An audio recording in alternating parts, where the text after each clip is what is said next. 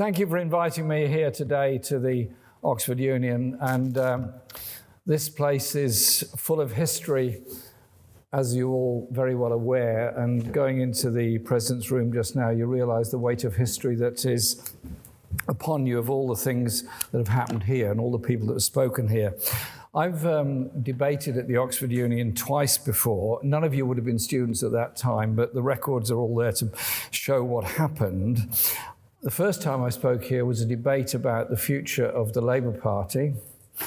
Happens every so often, a debate about the future of the Labour Party.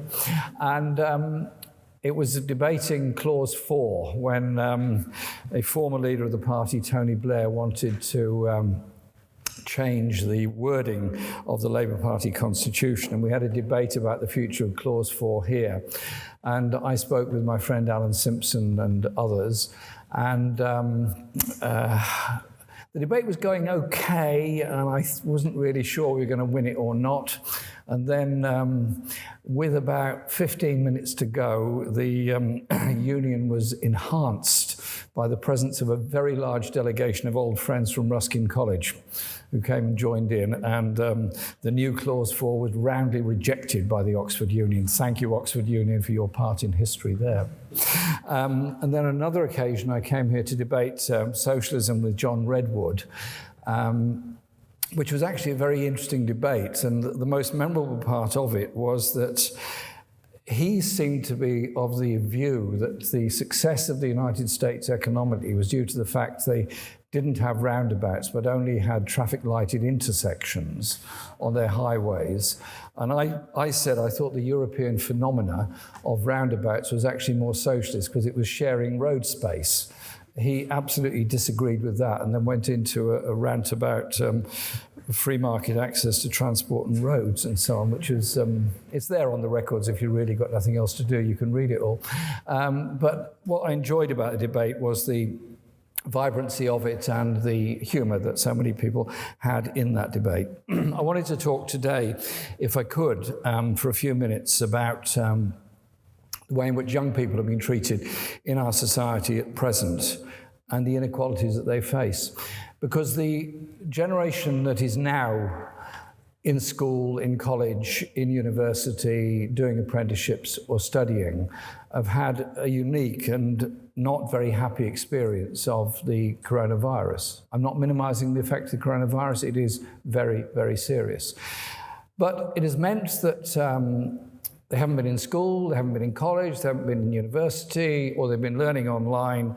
And if you've got a reasonable place to live and your teachers are not overstressed that they can give you the individual support you need, it's fine, it's very good. Because you can get that support, you've got a place to work at home and so on. But for many in my constituency, it is 3 or 4 children sharing a 2-bedroom flat, and lack of access to computers, lack of access to open space, and the sense of frustration becomes huge, and the underachievement in school, college and university becomes also very serious. And the levels of mental health stress amongst young people has grown enormously during the corona crisis. The mental health stress was there before, but it's got 10 times worse. And I've raised these matters on many, many occasions in Parliament about this because it is something that deeply concerns me. And for the generation that's now going through education, I hope that sufficient resources will be put in so that they can catch up. But I hope it's a lesson for the whole of our society, because what the corona crisis has shown, the good and the bad of our society. The good being the numbers of people that have volunteered in mutual aid groups around the country and helped out in food hubs and food banks and helped out with mental health support. And indeed, I'm going to Liverpool tomorrow to work with Ian Byrne, MP, who's working on this incredible Right to Food campaign. But many millennials that have moved into different cities around the country felt they had a great future ahead of them, doing okay, jobs and so on. And suddenly, all the economic insecurities of the rest of the community have hit them, and it's been a learning curve. And I think in 10, 20, 30 years' time, that cohort that's worked in mutual aid groups have learnt something about what inequality is, about what social injustice is, and I think that's going to form many of their views and opinions for the future.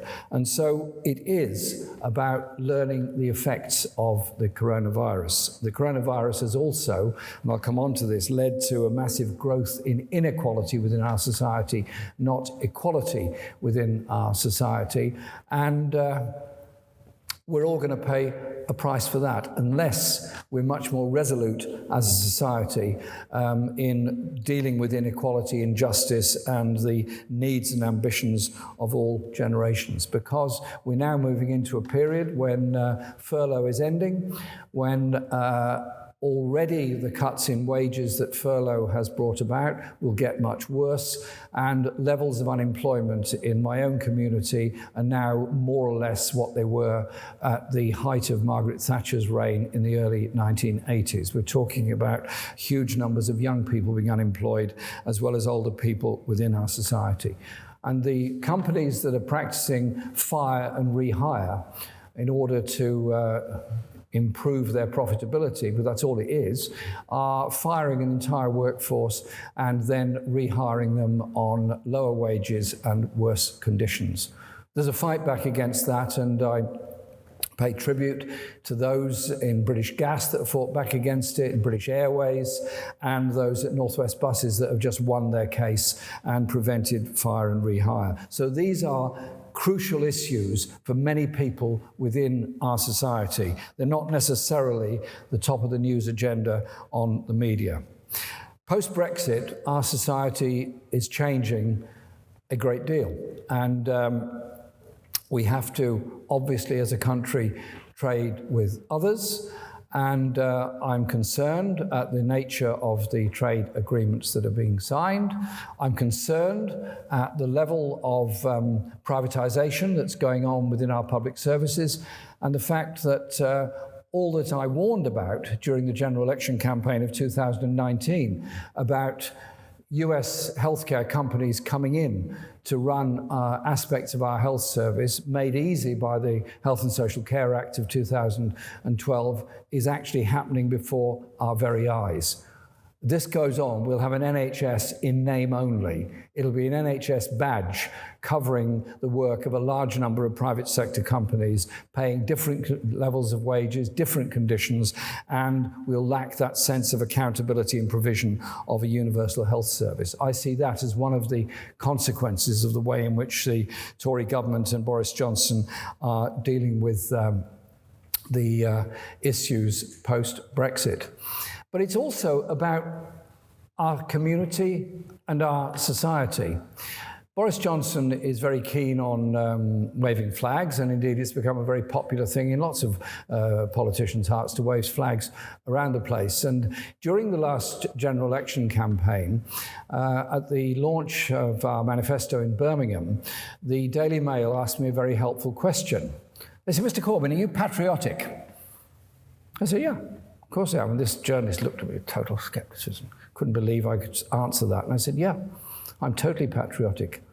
I want to live in a country where nobody is homeless, nobody is starving, nobody is destined to a life of poverty and underachievement. My patriotism is about supporting all of my fellow citizens and be able to say on the global stage, our patriotism is about standing up for environmental security and human rights, whatever the consequences in terms of political relationships all around the world." And that is what I gave the answer to that question to be. And I think we should be starting to look to ourselves as to the kind of society we want to create in this country. Now, the issues of inequality are something that I mentioned a few moments ago. In Britain, in the first period of this country's economic history, since the crash of 2008, the 1,000 richest people have increased their personal wealth by 533 billion. 33 million workers, that is those actually in work and paying taxes, national insurance and everything else, have lost in total income, 450 billion. We've had a complete reversal during that period, and we've had essentially 10 years of austerity and free market economics. On the global scale, it is even worse. In the first 6 months of the pandemic, the richest gained 845 billion, and over the whole of the period of the pandemic, it goes into the trillions. The 10 richest people in the world own 1.1 trillion in assets. That's more than the total asset wealth of many countries around the world. The message is quite simply this, that inequality within our own society is getting profoundly worse year on year. Global inequality is also getting worse, and global corporations are becoming more powerful and more wealthy. And as my friend Bernie Sanders once put it when asked a question about inequality in the USA and his passion for getting universal health care within the USA, he said, America's a great country, America's a huge country, America's a really rich country. America can afford anything except the inequality that we have. The very richest have got to give up some of their wealth that the rest of the population might get access to health care, decent housing, and decent education. So a child growing up in the poorest community would have the same educational and life chances as any other child. If we don't address all of these issues on a national as well as a global level, then what is the future? What is the future? A world of insecurity and a security state in order to protect that level of inequality and insecurity. And so I think we have to recognize that we have to change as a society.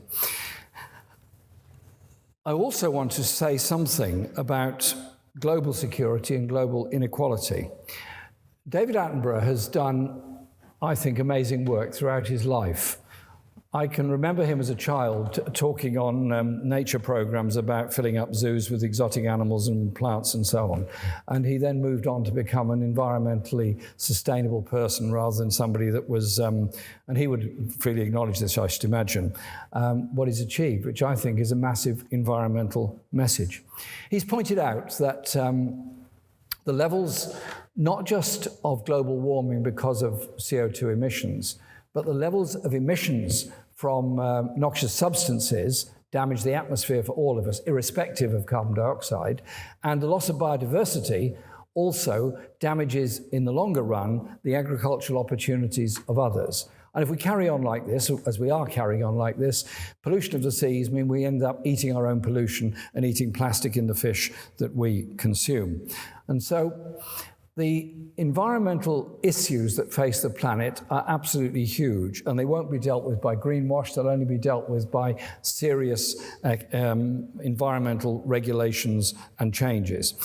I was at the last climate conference in Paris some years ago. I did a fringe meeting there with Naomi Klein, and we took part in a lot of the discussions and debates.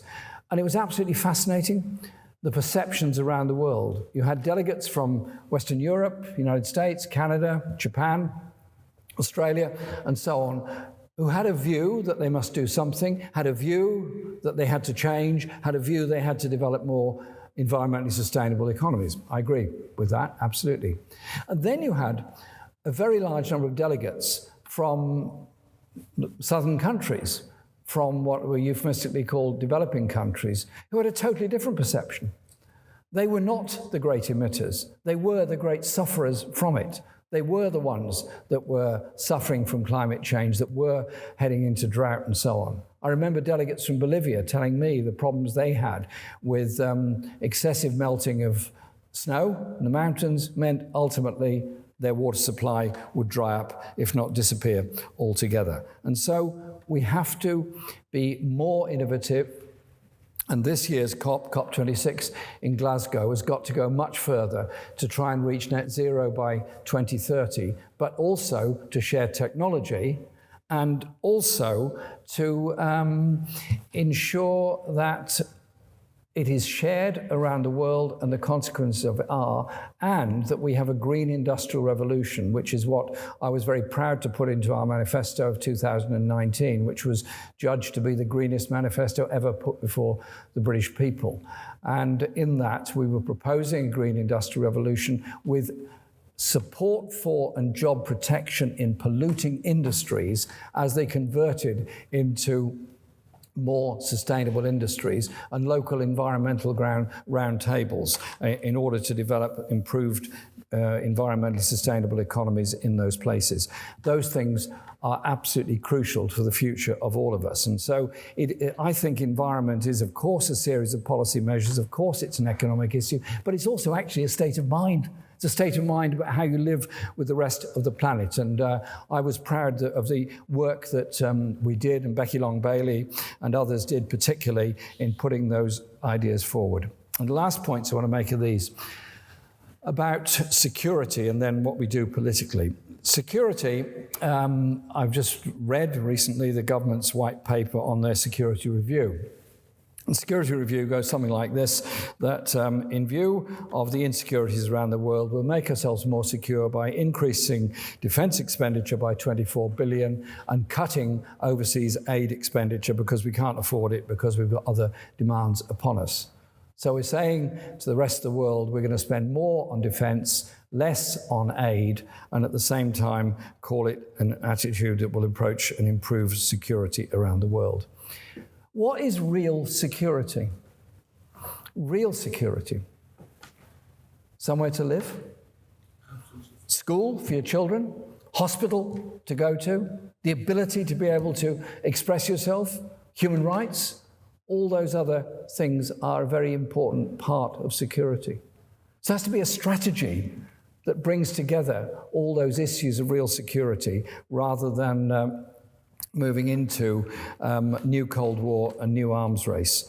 And I say that because I see the language and I listen to the language that's going on, and I think it is wrong and depressing. The issues around the world are all that I've mentioned about growing inequality and poverty, and the numbers of people now living in what the UN describes as food insecurity. And then there are 80 million people around the world that are refugees. The highest number ever in recorded history, 80 million people, more than the population of the United Kingdom, much more. And they're living in camps, they're dying at sea, they're undertaking impossible journeys, and Priti Patel threatens them with the Navy in the Channel and prosecuting people traffickers. I'm not here to defend people traffickers, but I am here to say that human beings are at risk, and human rights are at risk by the way in which we treat our refugees. And this weekend, the project that we founded after the election, the Project for Justice and Peace, is holding a 1.5-hour global refugee Speak Out, where we're having refugee voices from all around the world speaking on a global connections, so that we can bring together the issues of human rights abuses. And we need a foreign policy that actually deals with all of those issues and is prepared to confront any government, be it China, be it Myanmar, be it Somalia, be it Congo, any country in the world where there are abuses of human rights, and indeed challenge ourselves on it. I think the events of what's happened in the United States with the killing of George Floyd and the growth after that of the already existing Black Lives Matter movement has, in the tragedy of his death and that of others at the hands of the US police, has done a lot for people to begin to understand the issues of how we study history and what view we have of history. And I think this is wholly welcome, that we have a real debate about what colonialism is and meant, what colonialism did, those that benefited in this country from the historic slave trade, and the companies that were made rich from that. And I was doing a conference call on Monday with Vandana Shiva, and she was talking about the effects of corona in India, the inequalities in India, and the farmers' dispute in India, where essentially they're standing up against globalization, and how it was also there leading to a re-examination of history and what goes with it. Now, these are all enormous issues, and it's how they're dealt with politically and how the world develops for the next generation. I was very proud to lead the Labour Party for 5 years. My determination was that the Labour Party would be transformed into a community-based activist organisation that wouldn't just pitch up at election time, but would be there in the food banks, in the tenants' associations, in the environmental campaigns, all the different local issues and campaigns that go on all the time, and that we would mobilise large numbers of people to do that. And during my period of leadership, party membership increased by threefold, from 200,000 to 600,000. And I want the party to continue in that direction. If we're going to move away from the agreed policies of the 2017 and 2019 manifesto, then let there be a proper debate about it. Let there be a proper discussion about it. Because for a political party, the Labour Party, with all its socialist traditions and history, to be able to present something credible to the people of this country in an election in 2, 3, 4 years' time, or 3 years' time, whatever it happens to be, then there has to be something that people can relate to, in the sense their lives will improve and they will be empowered because of it. That means the National Education Service to deal with the inequalities and injustices in education, give real opportunity for all, as well as housing and all the other issues that we face. Because politics is about the empowerment of people to change their own lives and through their own power. And I want our Labour movement, our party, to be at the very heart of that. And that is exactly what I'm doing in my work since I became stopped being leader of the party, in my own community, as well as through the Project for Justice and Peace. I want to build a world that's fit for the next generation. And that means that global thirst for peace, that global thirst to protect our environment, that global thirst for economic equality and justice. Our party came about because of the bravery of those that suffered grievously in the 17th, 18th and 19th century. There's a whole golden thread of people that stood up against injustice, campaigned for it, not with any expectation of high office or great fame, just what they wanted to see as a change and improvement in the lives of the common people. And that is the tradition in which we have to walk. We can unite around those things, and we can unite in opposing those that would seek to divide us. The racism that exists within our society and is being promoted. Those that commit acts of anti-Semitism, of Islamophobia, of far-right racism, have to be challenged and have to be dealt with and have to be driven down because of the danger they are to all of us. Their whole purpose is to divide and denigrate people, which is something that is, of course, wholly wrong and wholly unacceptable. And so here, in this wonderful hall here in Oxford, you, as most of you assume are students here at Oxford, you're in a fantastic city with fantastic opportunities. And I hope that all that learning from Oxford, which is so incredible and so great, will be used for the good of all within our communities. And so it isn't just about promoting free market economics and individual achievement. It's about what we all put back into our society and into our community. And I've been inspired by the work of so many people around the world and around this country in what they're trying to do to achieve a better and safer world for all of us in the future. Thank you very much for inviting me today.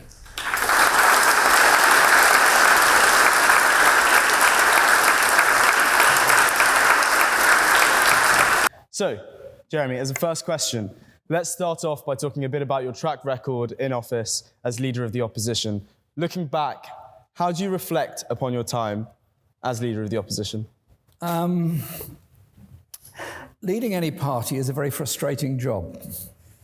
You've got to deal with an awful lot of very big characters, day in, day out, and people that make lots of demands upon you. It's also very easy to get completely embroiled in the day-to-day of your job, of what's going on in Parliament, and decide that the whole world is actually listening every morning to the Radio 4 Today programme and act accordingly around the planet. The sad news is that most of the world doesn't listen to the Radio 4 Today programme, not even in this country, and they have many other concerns, which are not necessarily reflected in the way in which the mainstream media report things. And so I made it my determination to spend a great deal of time travelling around the country, meeting people, groups and so on, doing lots of events. And I spent 2 to 3 days a week on the road during parliamentary sessions and then much more during parliamentary recess. So that was the sort of template I was doing. I was also very keen to improve democracy and participation in the Labour Party, which I didn't achieve everything I wanted to in that department by any manner of means. And I was keen to promote community organising within the Labour Party, which we did make some progress with, but unfortunately the community organising unit has now been closed down, which I think is a great shame and a great mistake.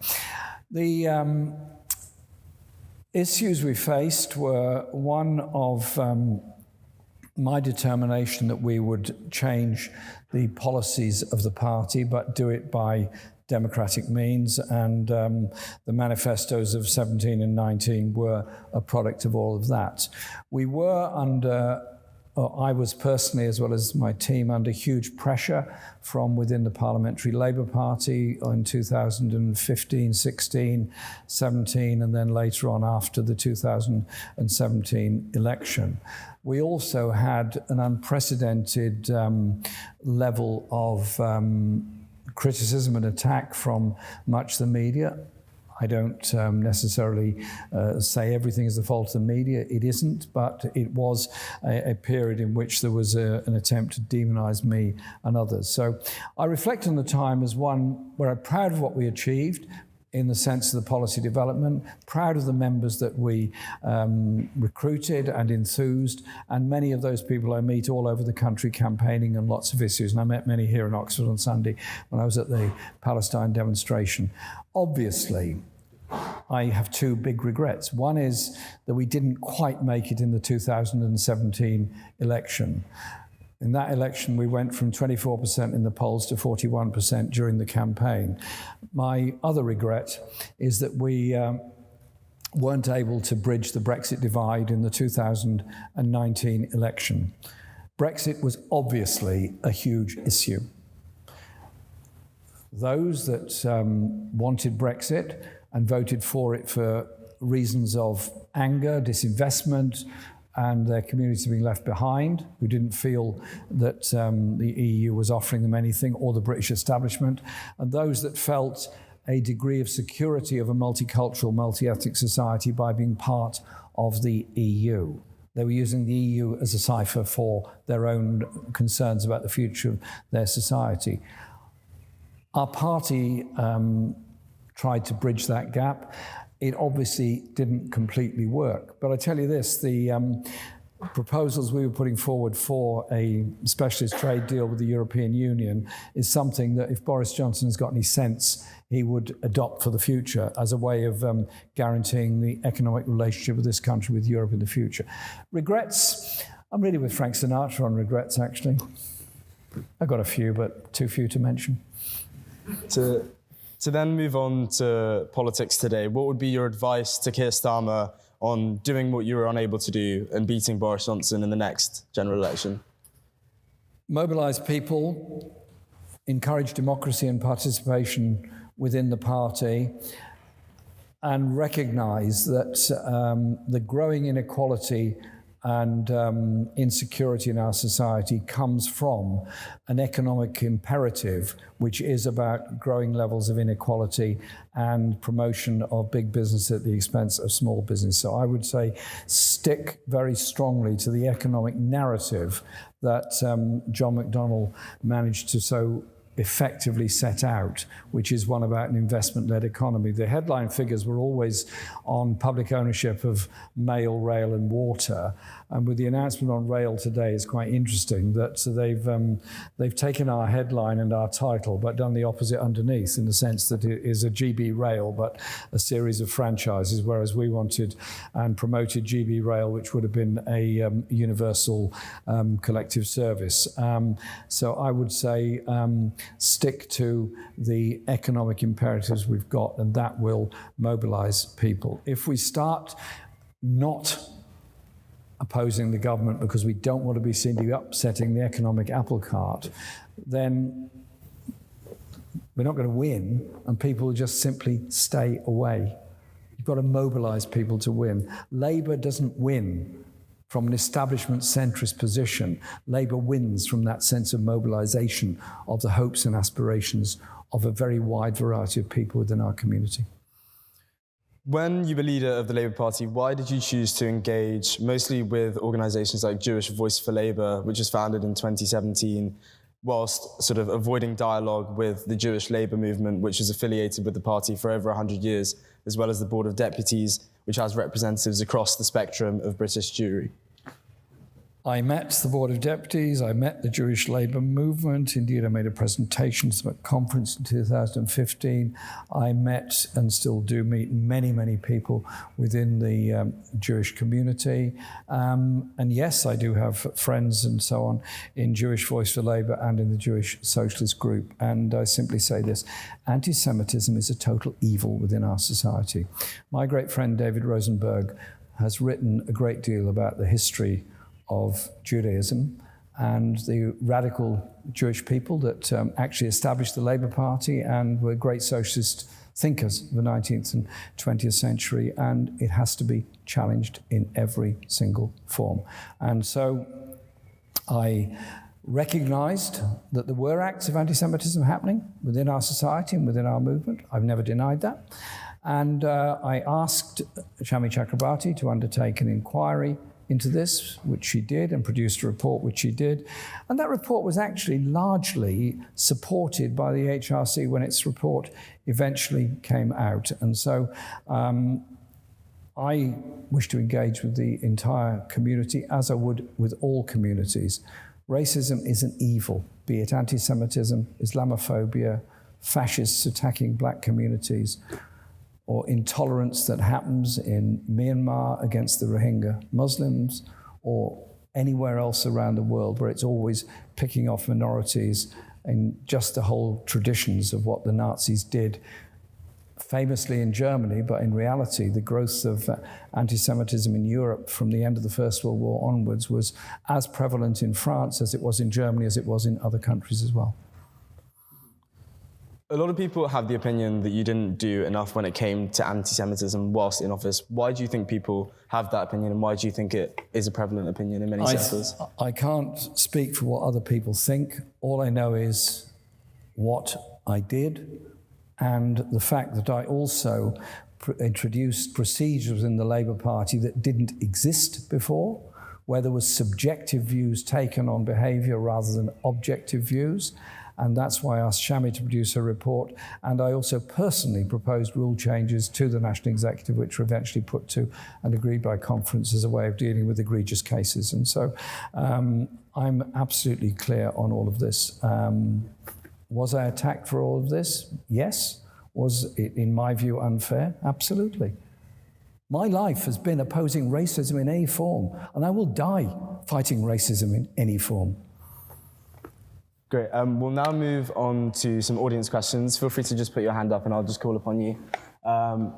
We've got about 10 minutes to go for audience questions. We'll start with the person in the back just here. So I have a question about your statement on colonialism. So I'm obviously of South Asian origin. And so you talked about the various problems, all too present problems resulting from the inequalities caused by colonialism. But don't you think it's just as problematic to consistently represent Native peoples as victims, as these sort of hapless victims in the historical record? Okay.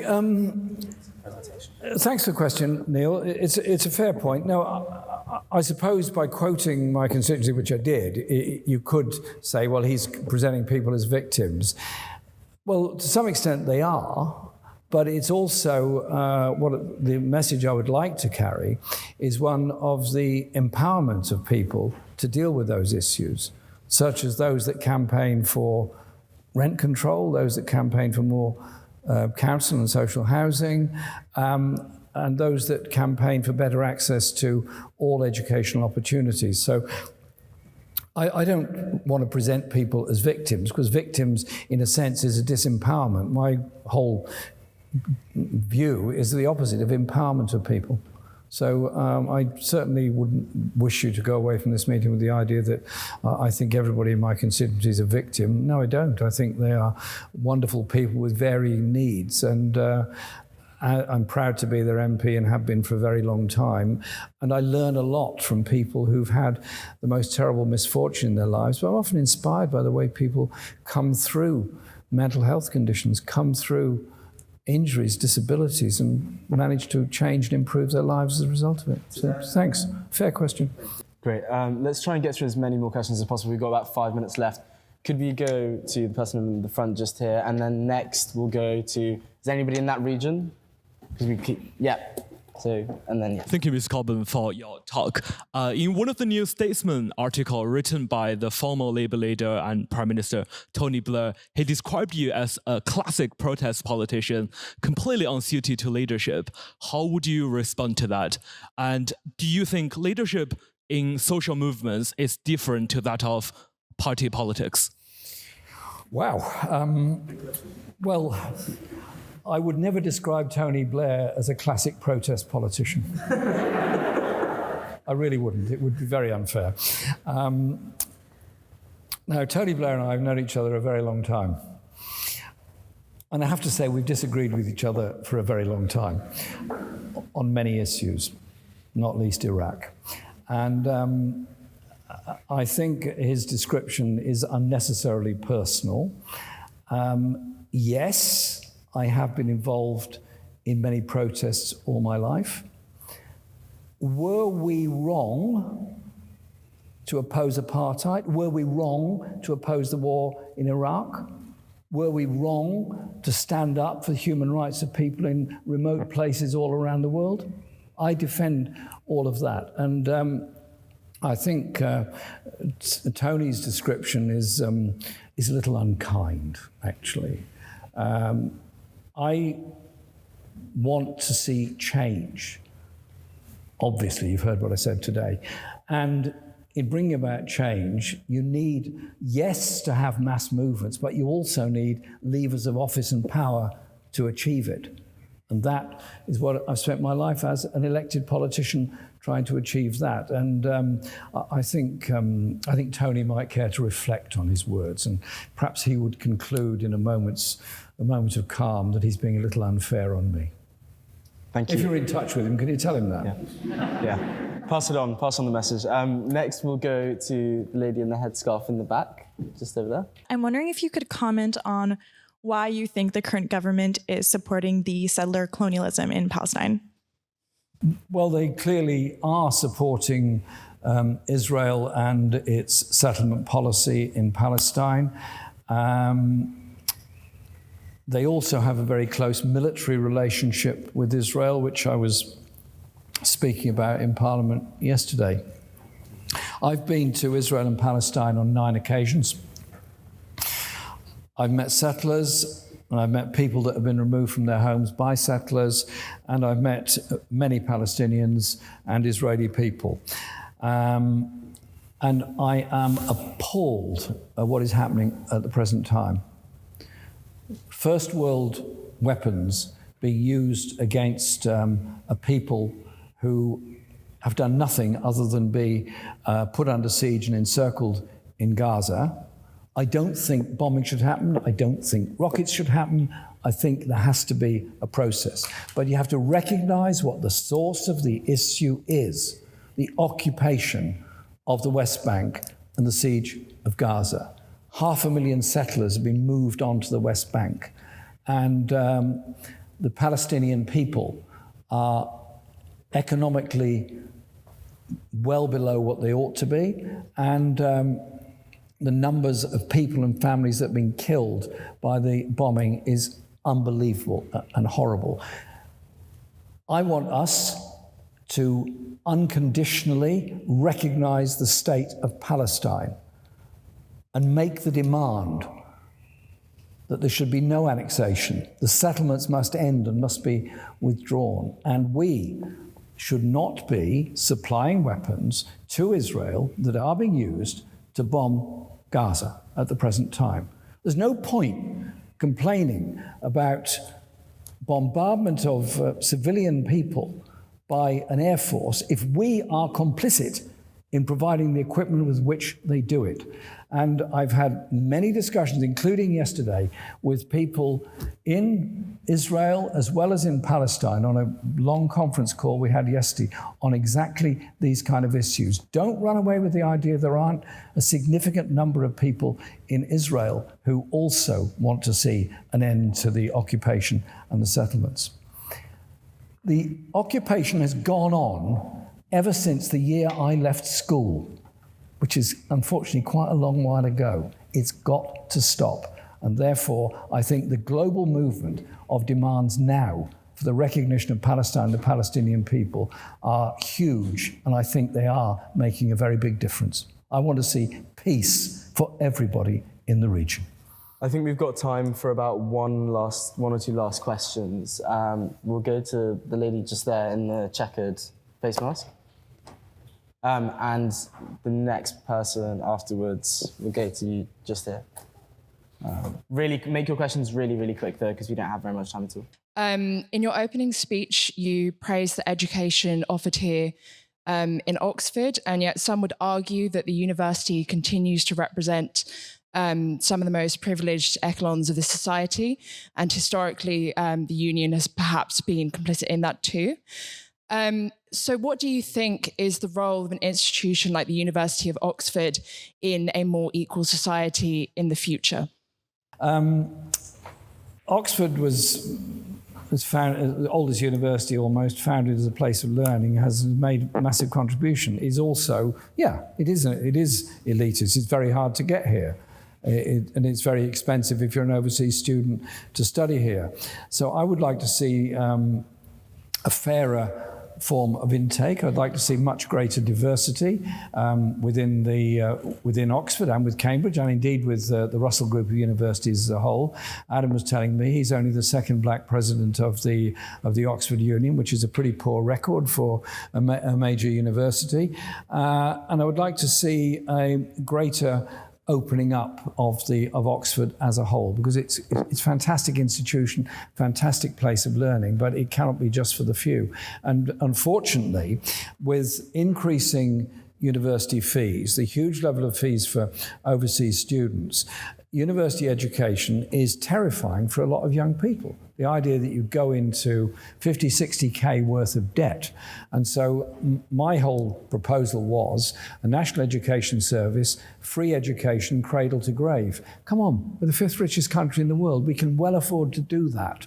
And that would bring automatically great democracy within higher and further education itself.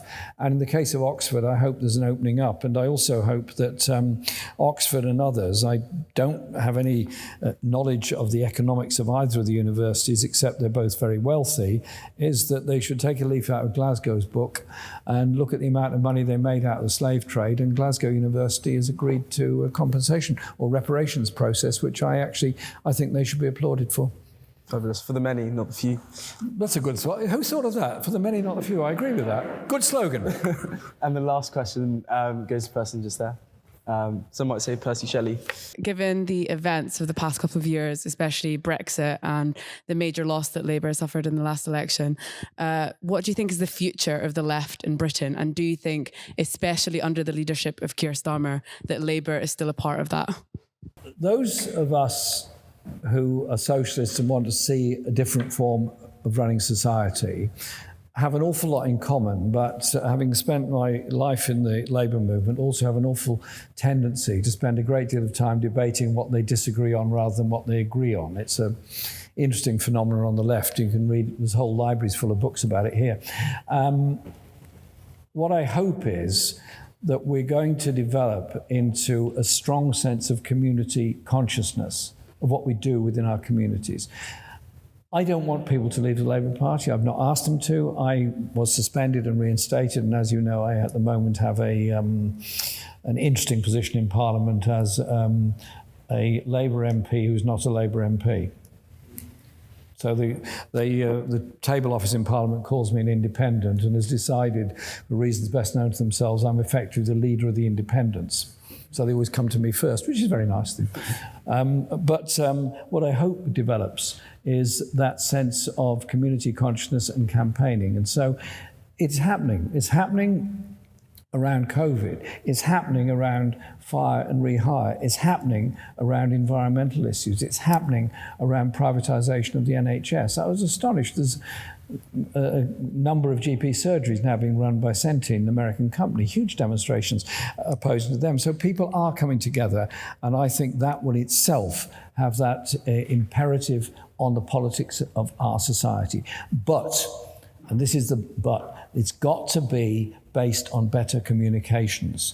We have a multiplicity of technical ability to communicate with each other. We have a very small ownership of mainstream media, and I think we do have to look at the question of the power of the big global platforms such as Facebook, Google, etc. And one of the works of my project is the Project for Peace and Justice is looking at media ownership and democracy of media around the world. We've never had a greater ability to talk to each other, and we've never lived in greater silos than we do at the present time. Let's burst open the silos and talk to each other. That's where strength and opportunity comes from. Thank you so much, Mr. Corbyn. Thank you for making the time today. Thanks everyone for coming.